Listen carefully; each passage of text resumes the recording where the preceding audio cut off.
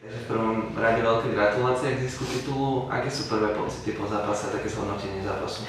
Tak pocity jasné, aké môžu byť pocity po výhre turnaja, je to naozaj je to super pocit a už mi to veľmi chýbalo, takže bol to veľmi dobrý týždeň, som rada, že sme sa vyšli a jak som povedala som na tlačovke, že naozaj sa veľmi teším z toho titulu, ale vidím, aké sú moje kvality, videla som to predtým na tréningu, hovorím tie ťažké zápasy, ktoré som prehrala v Indianoch z Miami, tak toto mi dalo naozaj takú injekciu pozitívnu, že super, naozaj tá drina to všetko sa vyplatí, pretože keď človek strašne maká a tie výsledky neprídu tak, ako by chcel, tak je to také frustrujúce. Takže naozaj teraz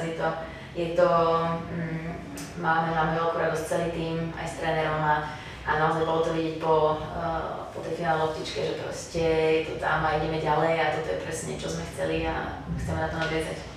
Predovšetkým dnes teda, ale aj počas celého týždňa chodilo veľa slovenských divákov. Stihla si to vnímať nejako počas tých zápasov? Tak ja som vnímala, že ma pozbudzuje tam veľa slovenských vlajok, čo bolo strašne pozitívne. Aj predtým sa ma pýtali, že či keď ma tak veľa ľudí pozbudzuje, že či ma to zväzuje alebo skôr pozbudzuje. Ja som ten typ, ktorý miluje hrať na centrálnych kurtoch, na plných dvorcoch a keď ma ľudia pozbudzujú, je to pre mňa iba také, že ma to naozaj hecuje. Takže bolo to super a aj poľskí fanúšikovia boli naozaj výborní.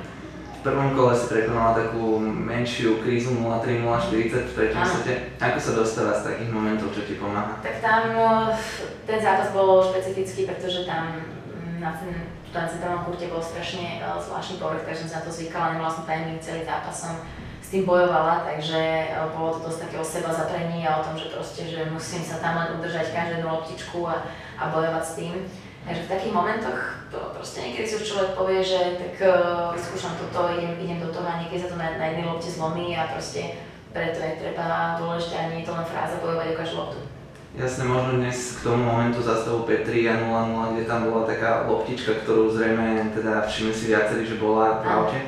A čo potom tréner po tom momente ti povedal možno za stavu 5-4, keď prišiel k tebe nejak ťa upokojil? Nič, to sme vôbec neriešili ani tú loptu, ja som na to už aj úplne zabudla, hej, ešte som mala v hlave možno ešte jednu loptu, ale to je presne o tom, že musíte vedieť vytlačiť tie negatívne veci a všetko to, čo vás vie rozptýliť, takže ja som už keď som bola na lavičke, tak som na to vôbec nemyslela, len keď došiel tréner mi povedal, že nevadí domy, hráš dobre, teraz lebo George je veľmi ťažké, človek nemohla som hrať svoju hru stať na lene a to diktovať, pretože ona je tak rýchlo, že sa nestíhala. Takže proste s ňou bolo dôležité udržať presne tú agresivitu, ale keď dostane človek nahrávku, písi po to a to som dneska hrala výborne, hej, a občas som na to stavu 5-4 som sklzla do toho, že buď som to išla prepaliť, alebo som to málo zahrala, možno zatlačila, takže preto len taká nepríjemná hračka, špeciálne pre mňa, pretože ja mám agresívny štýl, ale s ňou sa nedá hrať až tak agresívny, človek musí byť trpezlivý, ale švia to naplno, takže.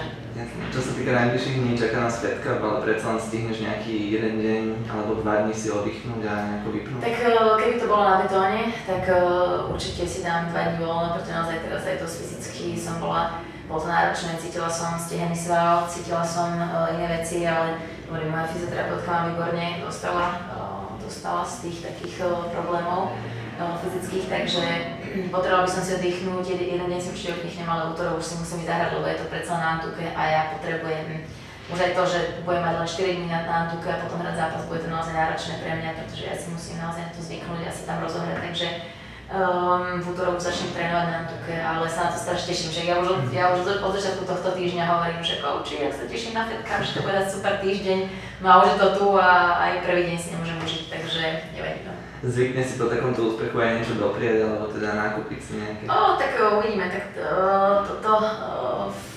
tak nemám špeciálne vybrané, takže asi to ušetrím možno na niečo iné, keď sa mi niečo pekne zapáči, ale ja si myslím, že určite to pôjdeme trošku oslaviť. Jasne, prejdeme ešte k takým témam značiek a zmien. V tomto roku si prešla k babulátke, k rakete, aj čo sa týka tých outfitov, tak často fanúšikov zaujíma spolupráca s firmou Lacoste, či náhodou neplánuješ prechod?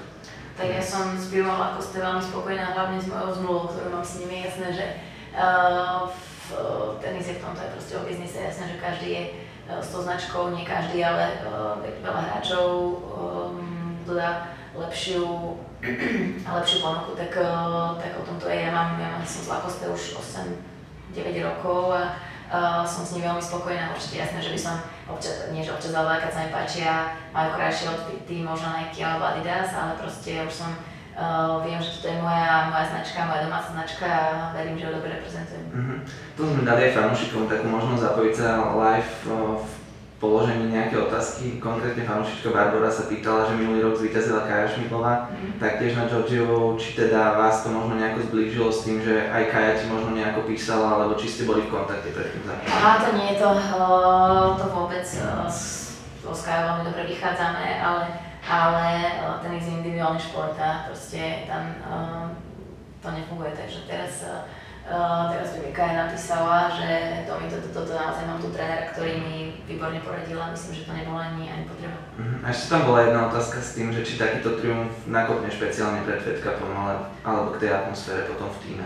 Tak ja to beriem hlavne, Fed Cup je úplne niečo iné, ale jasne, že idem v dobrej nálade, tam prídem a budem absolútne uvoľnená, dobre sa mi hralo, ale Fed Cup zápasy je veľmi špeciálne, viem, že to bude cez víkend veľmi ťažké, budú tam veľké nervy, budú tam stresy, takže Fed Cup je vec, ktorú milujem, najviac sa teším, ale tie zápasy sú asi najťažšie, kedy počas týchto zápasov mám také najťažšie pocit, najväčšiu nervozitu, ako kedy cítim počas iných turnajú.